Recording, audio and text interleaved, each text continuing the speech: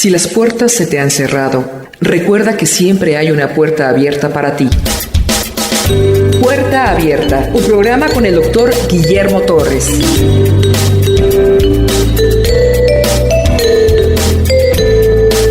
Vamos a comenzar el libro de Nehemías, no sin antes recordar algunas cosas del buen libro de Esdras.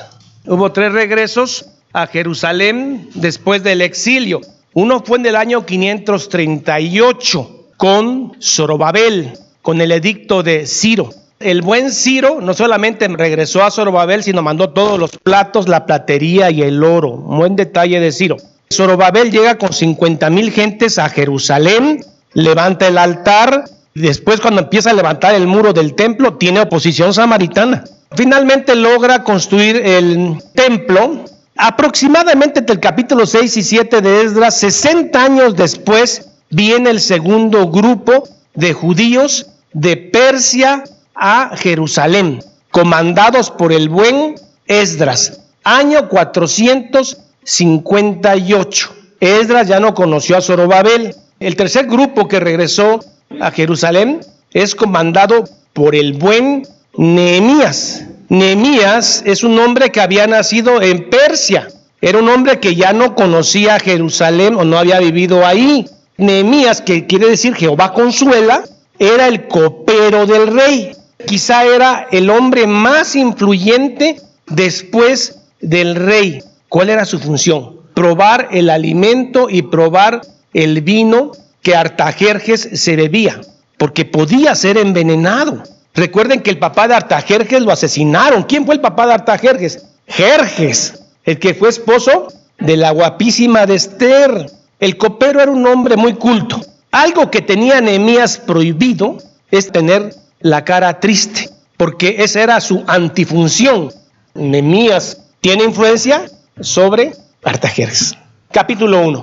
Dice que son palabras de Nehemías. Quiere decir que este libro era un diario del buen Nehemías. Pero Esdras tuvo esa capacidad de compilarlo, de agregarlo.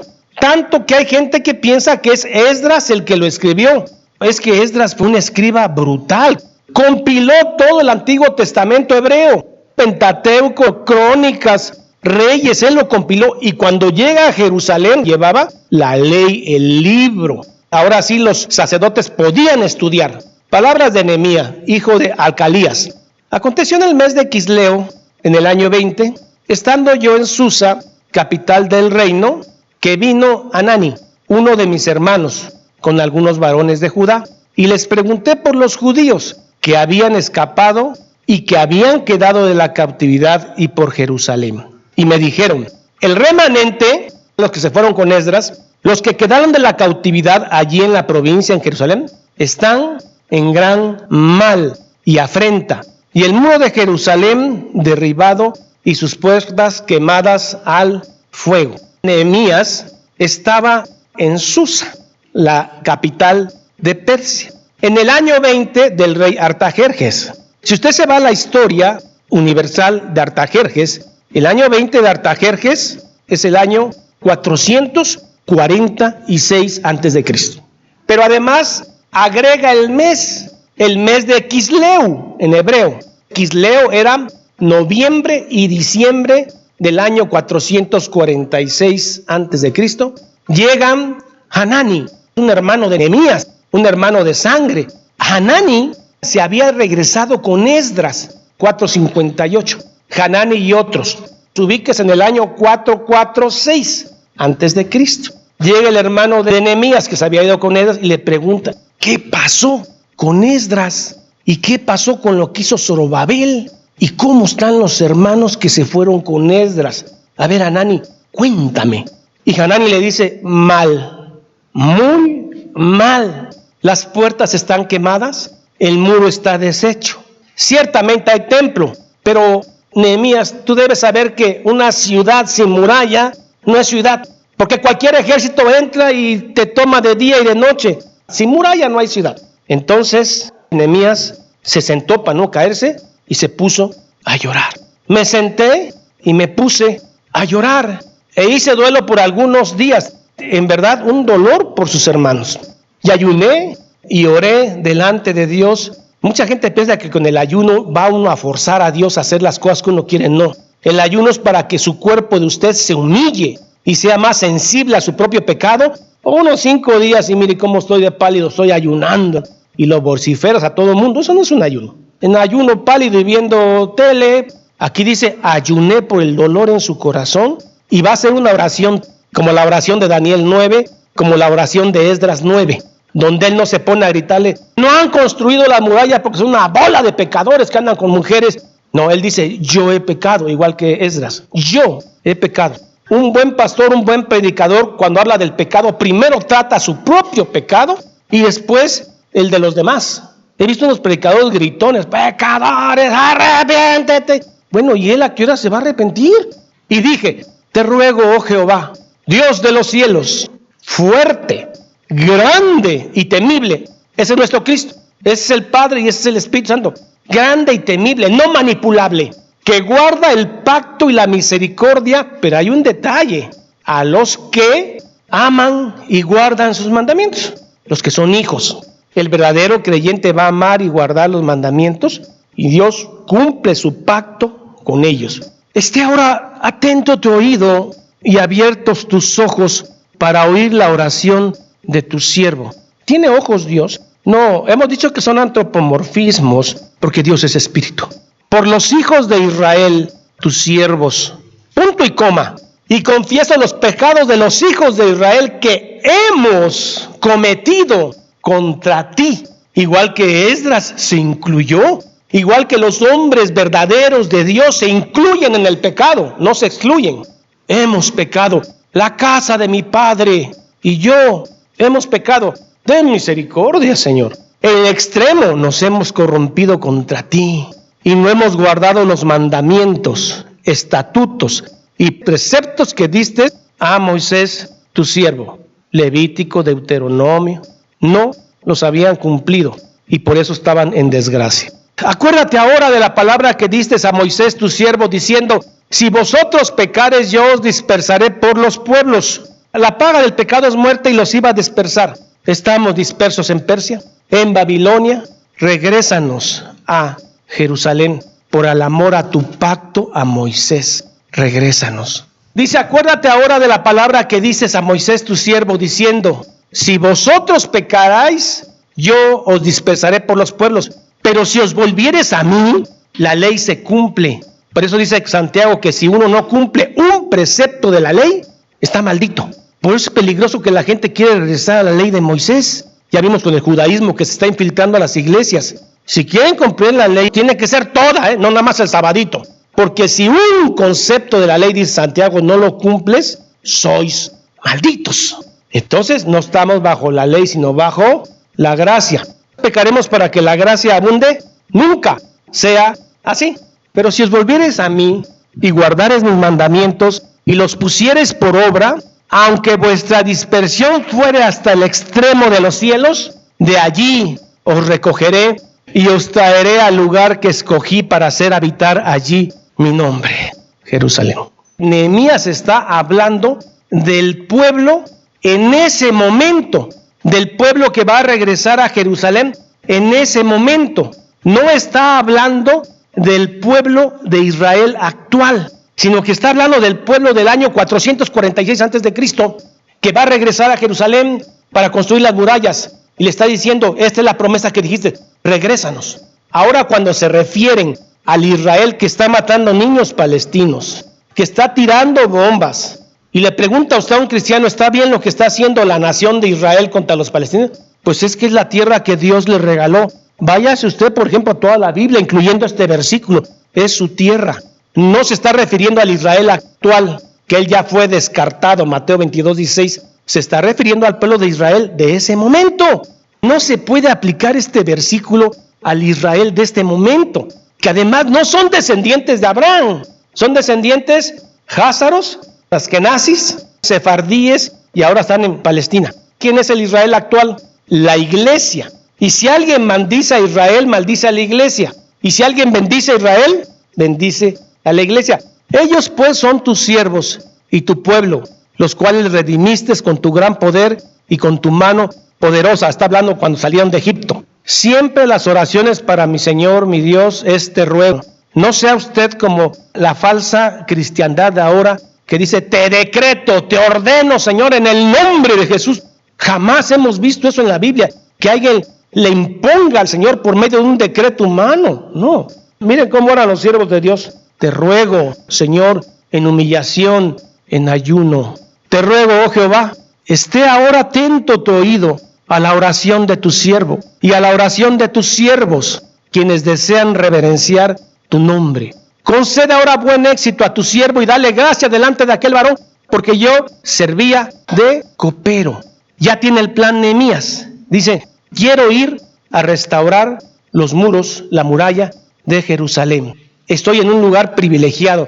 Creo que yo soy el hombre indicado. Pero hay un problema. La forma en que quiero que Artajerjes me pregunte qué me pasa es demudando mi rostro, poniendo triste mi rostro. Pero eso es peligrosísimo, porque el copero está para hacer feliz al rey, no para que se presente como una carota. Sin embargo, Nehemías dice, no hay otra. Está como Esther. Esther sabía que si entraba a la recámara del rey podía morir, pero era urgente hablar con el rey.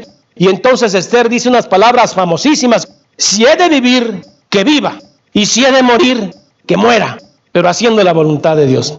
Nehemías dice, me voy a presentar con cara enferma. Eso es una grave afrenta contra el rey, que lo único que quiere de mí es verme contento. Yo lo que dijo, si he de morir, que muera.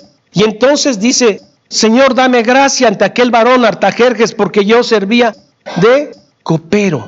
Y entonces Nehemías dice adelante, capítulo 2, da la fecha y dice, me presenté al rey. El vino ya estaba delante del rey y le serví, pero llevaba la cara larga. Inmediatamente la pregunta de Artajerjes fue, ¿qué te pasa si no estás enfermo? Y es el momento en que se le ponen a temblar las piernas a Nehemías. Era el momento clave. Ahí vivía o moría, pero él había orado al Señor. Capítulo 2. Sucedió en el mes de Nisan. Nisan es un mes hebreo. Ya vimos que Kislev es noviembre y diciembre. Nisan es marzo y abril. Pasaron 4 meses de que él recibió la noticia que Jerusalén estaba destruida. Marzo y abril ya es del 445. Los 12 capítulos de Nehemías se van a desarrollar en el año 445.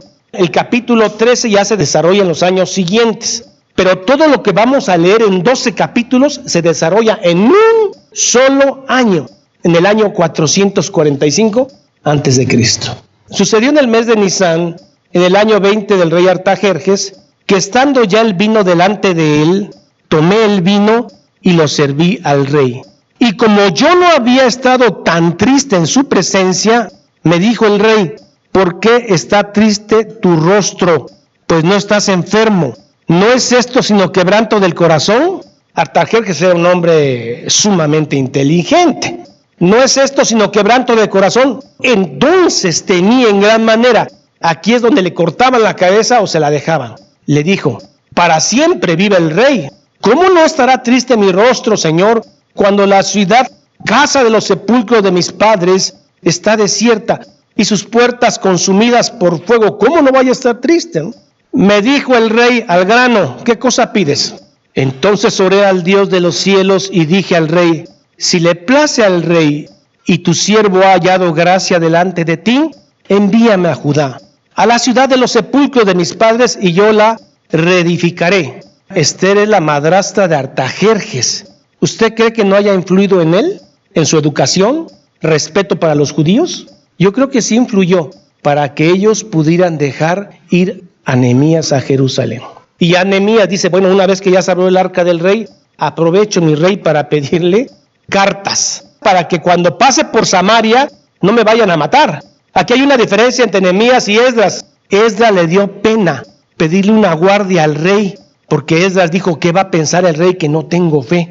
Y Esdras se avienta con mujeres embarazadas, con niños chiquitos, con camellos, desde Persia hasta Jerusalén, sin guardia. Pero Nehemías no.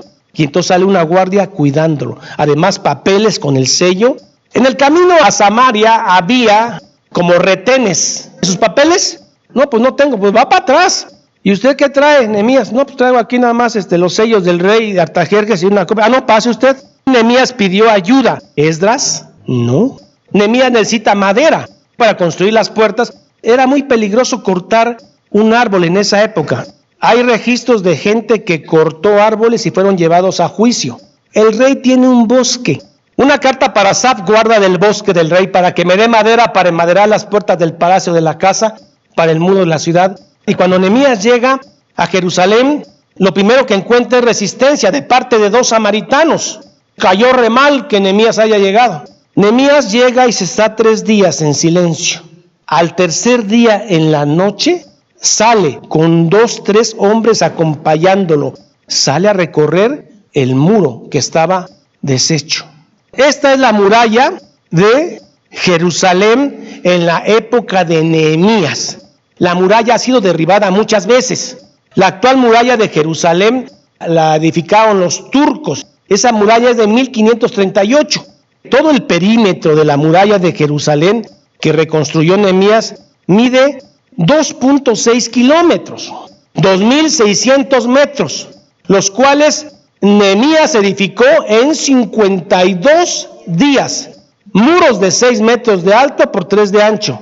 Tenemos que al norte, la muralla tiene 3 puertas. La primera, que va de este a oeste, es la puerta de las ovejas, porque ahí entraban estos animalitos para el sacrificio en el templo, la puerta de las ovejas. Luego hacia el oeste están 2 torres, la torre Gemea y la torre Hananel. Al terminar la torre empieza otra puerta, la puerta del pescado, porque ahí se compraba todo el pescado de Jerusalén. El desarrollo económico y social de las ciudades se daba en las puertas.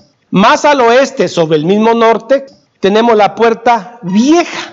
Entonces, al norte tenemos 3 puertas: la puerta de las ovejas, la del pescado y la puerta vieja.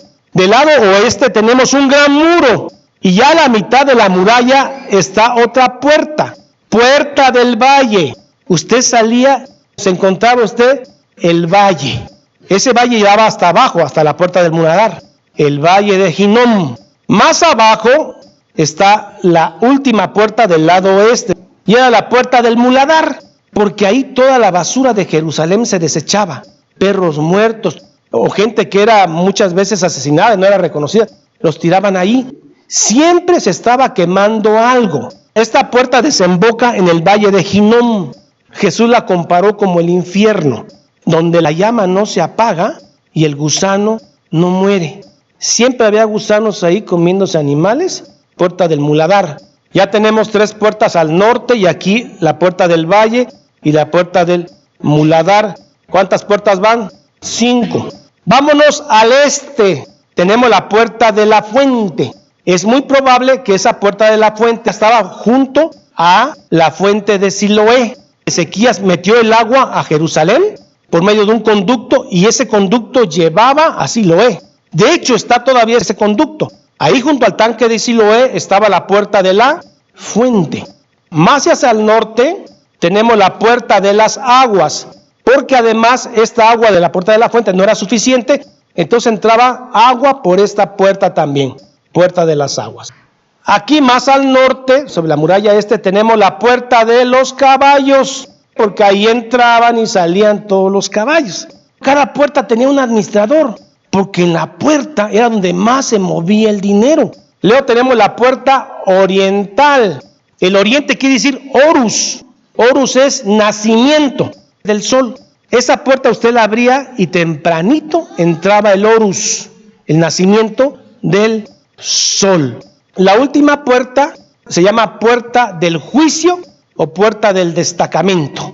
En esa época no había tribunales, ni había abogados. Los jueces eran los ancianos. Y así se juntan las 10 puertas de Jerusalén en la época de Nehemías. Las puertas se reconstruyeron en sentido contrario a las manecillas del reloj, de derecha a izquierda. La primera puerta que se repara fue la puerta de las ovejas, con un tramo de muro. Ahí ven en el capítulo 3 los nombres de quienes la construyeron. La segunda puerta que se repara es la puerta del pescado. La tercera puerta es la puerta vieja. La cuarta puerta es la del valle, y así se reparó las puertas y los muros. En 52 días. ¿En qué año? 445, en el mes de septiembre. El mes Elul, hebreo. 2.6 kilómetros de muralla. Vamos a acompañar a Nehemías en su recorrido esa noche, en el tercer día. Dice que él salió de la puerta del valle.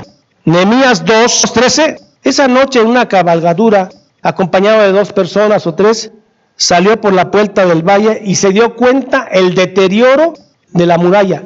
Las piedras quemadas. Y una piedra quemada no sirve para edificar.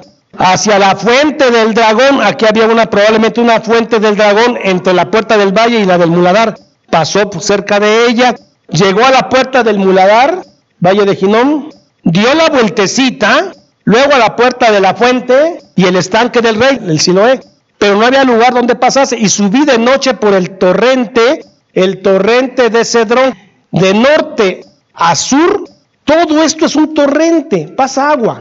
Jesús lo atraviesa antes de ser crucificado. Salió de Jerusalén, se fue al monte de los olivos y atravesó el torrente de Cedrón. Dice, y subí la noche por el torrente y observé el muro y di la vuelta a toda la muralla y entré nuevamente por la puerta del valle. Y vio que estaba en pésimas condiciones. Es ahí cuando convoca al pueblo y les dice, yo traigo órdenes de Artajerjes y Dios de los cielos para que edifiquemos. Y entonces todos se motivaron, el pueblo completo se edificó el muro y las puertas en 52 días. Sanbalat, Tobías y Gesem, esos eran gobernadores y estaban en contra. Pero entonces Nehemías los pone en su lugar y dice, ustedes no tienen parte ni nada acá. Las puertas estaban hechas de madera y eran 2 hojas, pero una hoja tenía un hoyo donde el administrador de la puerta podía asomar su carita y decir, ¿qué se le ofrece? No, pues quiero entrar. No, la puerta se cerró y usted solamente entra o sale hasta que la mañana se vuelva a abrir. Ese agujero que está en una puerta se llama el ojo de una aguja. ¿Qué dijo Jesús sobre los ricos? Que es más fácil que un camello entre a través del ojo de una aguja, que es el hoyo que quedaba entre las 2 puertas, que un rico entre al cielo. Las puertas era el lugar donde se movía el dinero, comerciando. En las puertas entraba el pescado, entraban las ovejas, estaba el agua, en las puertas estaba la prostitución, porque la puerta a un lado tenía casas. El corazón económico de las ciudades estaba en las puertas y en la muralla. Y una ciudad sin muralla y sin puertas no era nada. Capítulo 1, 2 y 3, la manera en que se la jugó Nehemías pidiendo permiso a Artajerjes, la manera en que reconstruye la muralla y las puertas, y la manera en que todo el pueblo se inspiró por Dios, y en 52 días reconstruyeron las 10 puertas en la época de Nehemías y el muro. Señor mi Dios, hemos avanzado 3 capítulos. Señor, nos ha quedado de una manera más clara la actitud de los verdaderos siervos de Dios como Nehemías, como Esdras. La actitud de un pueblo, Jerusalén, que cuando es inspirado por la palabra de Dios puede levantar esos muros en 52 días. La importancia que era para el pueblo de Dios el que ese muro se levantara y la manera en que se hizo. Gracias, Señor, por la enseñanza. Gracias porque hemos aprendido más de ti. Oramos por todas las ovejas en el nombre bendito de Jesucristo. Amén. Jehová es mi pastor, nada me faltará. En lugares de delicados pastos me hará descansar. Junto a aguas de reposo me pastoreará. Confortará mi alma. Me guiará por sendas de justicia por amor de su nombre. Aunque ande en valle de sombra de muerte, no temeré mal alguno, porque tú estarás conmigo. Tu vara y tu cayado me infundirán aliento. Aderezas mesa delante de mí en presencia de mis angustiadores. Unges mi cabeza con aceite, mi copa está rebosando. Ciertamente el bien y la misericordia me seguirán todos los días de mi vida, y en la casa de Jehová moraré por largos días. Salmo 23. Esta es la paz que Dios te da a través de su palabra. Busca un grupo de personas que te ayuden a leer e interpretar la Biblia. invitamos a escuchar el programa Puerta Abierta con el doctor Guillermo Torres, pastor de la iglesia La Familia de Dios. Todos los días por esta estación.